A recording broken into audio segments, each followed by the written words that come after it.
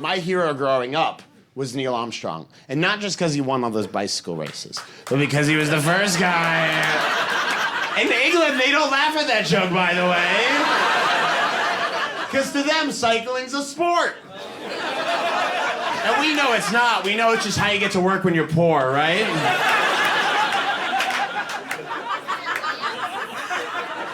I admire those astronauts because that was our greatest generation. That was America's best moment. We beat Russia to the moon in the middle of the Cold War, and Russian spaceships are really expensive because the way you build a Russian spaceship is you have one large container, then you take the top off, and there's a smaller container inside of it. Then you take the top of that, and there's a smaller container inside of it. Then you take the top of that, there's a smaller container. I would do this until you laugh, buddy. They take the top of that, and there's a smaller container. And in the middle, babushka. And America sent 3 men into space. Ed Aldrin, Neil Armstrong. Anyone know the third guy?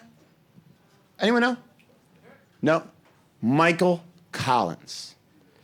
It's okay that you don't know. It's better that you don't know. A few weeks ago, someone went, Buzz Lightyear! Michael Collins. Neil Armstrong might be one of the most famous men of the 20th century. There's a movie about him in theaters out right now. Michael Collins was the third guy on that mission. He isn't even the most famous Michael Collins. There's a movie called Michael Collins. It's about a different guy.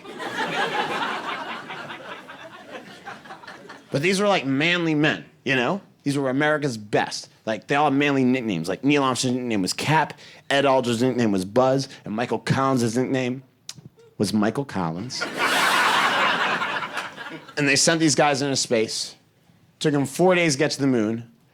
I don't know what time it was when they got there, but I know it was nighttime.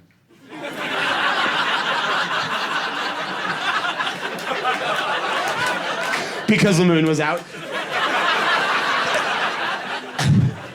And 38 years later, I met Neil Armstrong. 38 years later, I met Neil Armstrong in an elevator in New York City.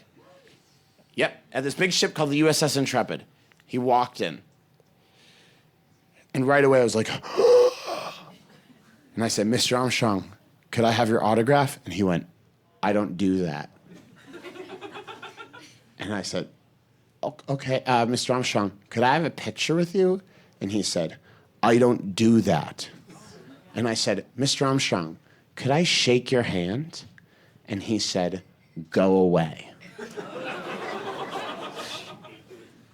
And here's something you need to know about me. You might already know.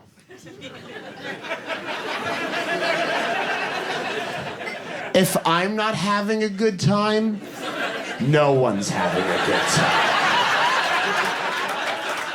And my brother is with me, and he knows that about me. So as soon as Neil Armstrong says, go away, AJ starts pulling up my jacket. But it's too late, because as soon as Neil Armstrong says it, I just went, well, this is the worst Make-A-Wish I could have possibly asked for.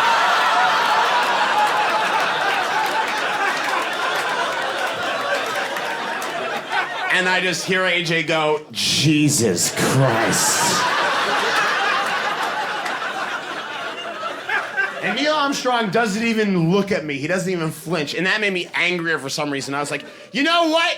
You've been to space. You should know you can't go away in an elevator. And Neil Armstrong, that made him a little uncomfortable. And he took a step away from me. And it was a small step for Neil Armstrong, but it was a giant leap.